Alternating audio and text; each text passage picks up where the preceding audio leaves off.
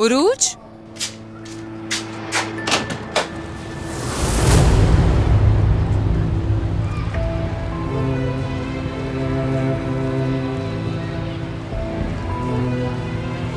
तुम यहाँ क्या कर रहे हो उमर? क्या तुम मेरे साथ मजाक कर रही हो? असल में तुम्हारा यहाँ पर क्या काम है? बात किए बगैर कैसे कर सकते? के लिए अब कुछ भी नहीं बचा है।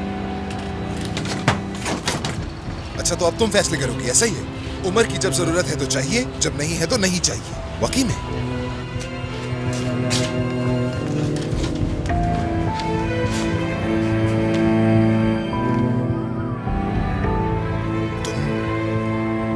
तुम क्या करने की कोशिश कर रही हो?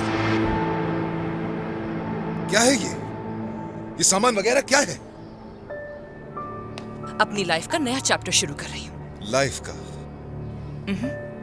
अपनी लाइफ का? वाकई ये फैसला कब किया तुमने, और तुमने मुझे क्यों नहीं बताया इस बारे में? इतनी हैरानी क्यों हो रही है तुम्हें?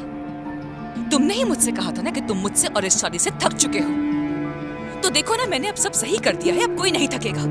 तुर्कान, हम अभी तक शादीशुदा हैं। तुम अभी भी मेरे नाम की अहल हो।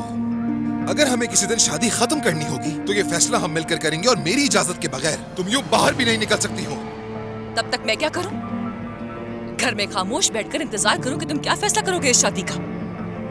जहां मेरे होने ना होने से कोई फर्क नहीं पड़ता, ना मुझे कोई देखता है, ना मुझसे कोई बात करता है, वहां रहूंगी मैं। इस दौरान तुम्हें ये करना चाहिए था कि तुम्हें अपनी गलतियों के बारे में सोचना चाहिए था। तुर्कान, मेरे साथ क्या किया है तुमने? मेरी अम्मी के साथ कितनी नाइंसाफी की तुमने। अपने जहरीले अल्फाज से तकलीफ पहुंचाई तुमने उन्हें। अपनी गलती सुधारने के बजाय यूं मुंह उठाकर यहाँ पर चली आई। मैं अपनी गलतियों से बखूबी वाकिफ हूँ उमर। मैंने तुम्हें और तुम्हारी अम्मी को समझाने की कोशिश की थी, लेकिन तुम दोनों ने अपने तरफ में इतनी ऊंची दीवारें कर ली है कि उन्हें गिराना मुश्किल हो गया है मेरे लिए। सब भूल गए कि सबने क्या किया है, सिर्फ मुझे ही गुनहगार ठहरा दिया। और तुम पहला मौका मिलते ही उस मीने की बाहों में चले गए। तुम ऐसी ही हो तुर्कान, वही हो तुर्कान। फिर से मीने को बीच में ले आई तुम। मेरे बाबा की हालत के बारे में जानती हो तुम। एक कदम मेरा हॉस्पिटल में होता और दूसरा पुलिस स्टेशन में, और तुम मेरा साथ देने के बजाय उल्टा मुझ पर इल्जाम लगा रही हो। सही कहा तुमने, सही कहा कि भागते भागते तुम इतना थक गए थे कि नींद बरहाना जाकर मीने के बिस्तर पर सो गए। खुद अपनी आंखों से देखा है मैंने।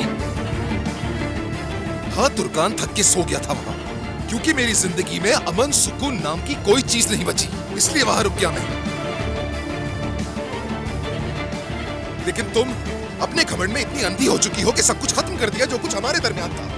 मैं तुम्हें वजाहतें दे देकर थक चुका हूँ। जब से तुम मेरी जिंदगी में आई हो, मैं मीने को निकाल चुका हूँ। मैं भी थक चुकी हूँ उमर। तुम्हें मीने के घर पर इस तरह से देखकर और क्या सोचना बाकी रह गया था मेरे लिए? मैं खुद को मनवाने के लिए तुम पर भरोसा करने की कोशिशें कर करके थक चुकी हूँ। जब से हमारी शादी हुई है कोई ना कोई परेशानी आई रहती है। कभी तुम गुस्सा करते हो, कभी अम्मी गुस्सा करती है।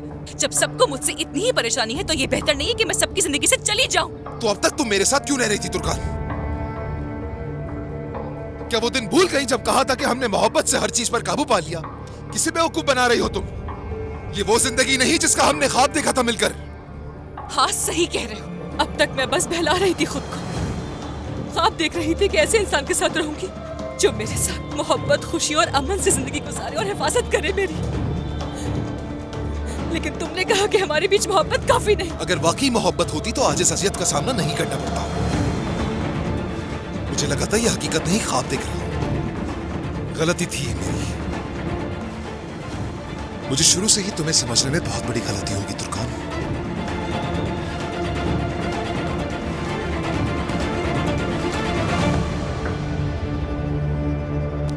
मैं तुम्हें जिंदगी भर माफ नहीं करूंगा।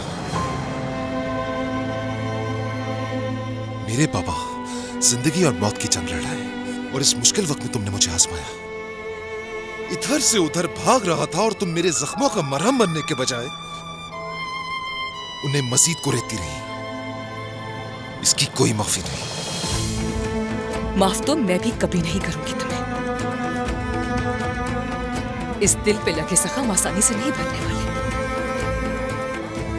एक और बात, अपनी अम्मी से कह देना जो सोना शादी में दिया था उसे हाथ भी नहीं लगाया है। अपनी फहरिस्त देख सकती है, एक फूटी कौड़ी भी नहीं ली है मैंने। वैसे बहुत कमाल प्लान बना लिया है। ब्रावो, बहुत खूब तुर्कान। मैंने तुमसे अपनी जिंदगी का सबसे बड़ा सबक सीखा है। कि टूटकर मोहब्बत भी नहीं करनी चाहिए।